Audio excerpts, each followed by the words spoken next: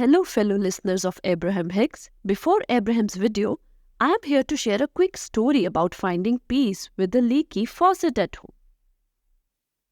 The constant dripping was not only a nuisance to my ears, but filled me with anxiety about wasting money due to some inherited beliefs of mine.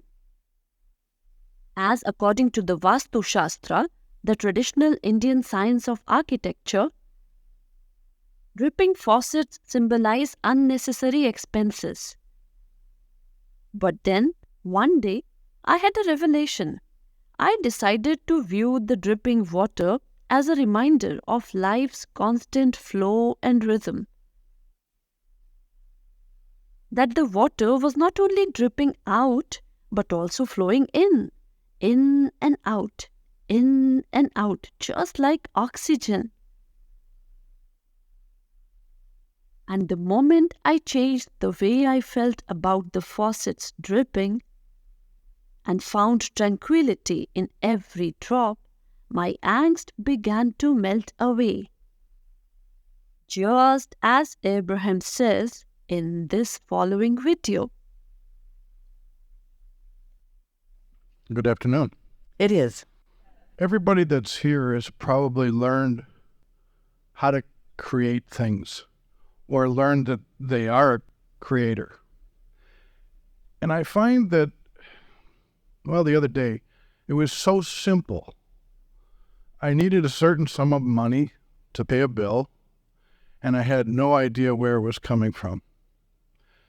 It was a lighthearted kind of moment. I was driving down the road, and I had a thought, I need to call so-and-so, which is a customer of mine. And so I did. I just acknowledged the need to make the phone call. I made the phone call, and the gentleman wanted to spend a significant sum of money more than what I needed that moment. And I deviated from my route where I was going to go. I met with the gentleman, and he wrote us a check for exactly the amount of money that I needed at that moment. It was a wonderful experience. It was one of those experiences that every one of us have had in some... Because your inner being knows what you're asking for, knows where you stand in relationship to it, knows what your path of least resistance is to call you to it. And when you're in that light-hearted mode, you hear the calling and you can go directly, immediately to the unfolding that you're asking for. That's just how it is. The cool part about it was not the dollar value. The cool part about it was the experience, the essence, the feeling that I got at that moment where I picked up the phone, I called my wife and I said, "You're not going to believe." Really good creating. Really good creating.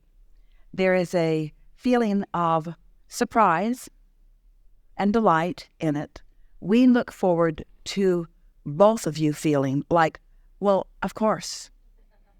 In other words, this is just how it works. Well, of course, this is just how it works. But of course, this is just how it works. But of course, of course, of course. And then you can say things to the universe like, it's going to be really fun to see the way you work this one out. I'm really going to enjoy watching the unfolding of this one. What I had in my mind was, after the event occurred, was, well, gosh, why wasn't I asking for $10,000 more than what I need? But feel the engines that you stacked on the other end of the train just then. In other words, there's resistance in that statement. Can you feel it? Yeah, I can. Yeah. But in that, there is another launching of desire that says, hey, I can be or do or have anything. And I'm setting my horizons higher. I'm setting my sights higher. I'm getting clear about how this works. I'm feeling more sure about it. That is how it works. You see, on the one hand, we want to say to all of you, it isn't such a good idea when you count on situations or conditions in order to have a reactive, good-feeling response. That isn't such a good idea because you can't control the conditions in the beginning. But after you get the hang of this, and you do begin to literally conjure and control conditions, then you can focus upon the condition that just happened as a sort of leverage or momentum builder for the next and the next and the next, because the better it gets, the better it gets, the better it gets, the better it gets. And the reason for that is because your expectation gets into a better place. There's a game that we offered. It's in the Ask and It Is Given book. And in the beginning, there were about 25 people who were visiting with us in Jerry and Esther's living room who began playing this game. And the effect of it was very productive for every one of them. There were two games, but the first game is put $100 in your pocket. Find it somewhere and put it there. And don't spend it in action. Just spend it vibrationally and mentally.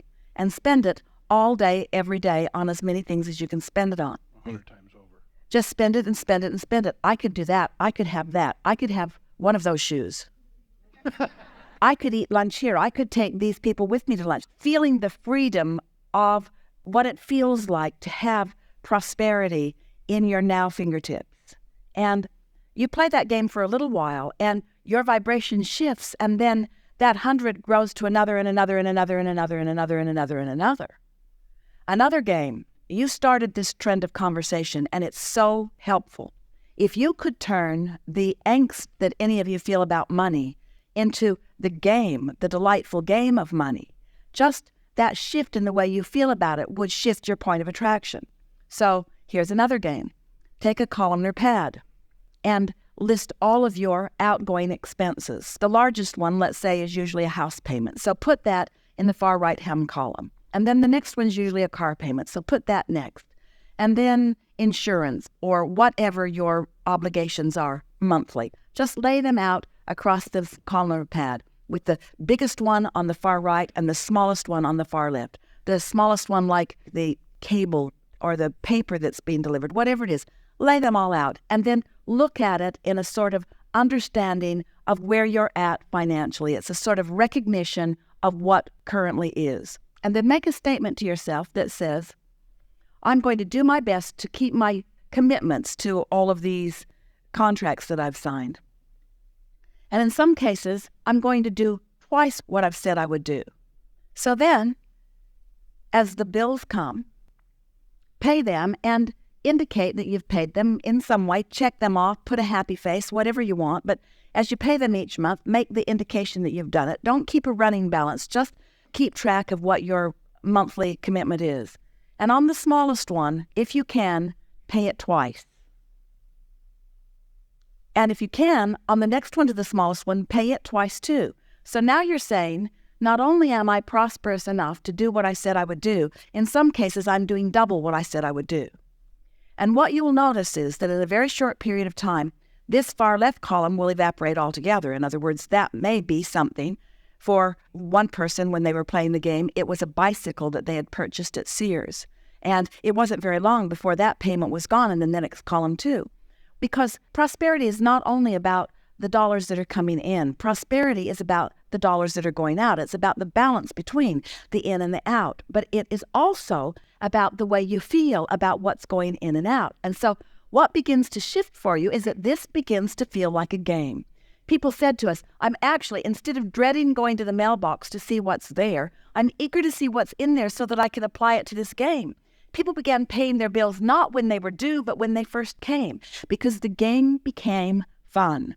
And in a very short period of time, several of them became, wait for it, drum roll please, debt-free. In a very short period of time, because the game, because you feel lighthearted about it, the universe will respond to your playful game so quickly, and it will not respond to your prayerful needs. It's responding to the way you feel, you see. And so if you make a game of it, you let the money in.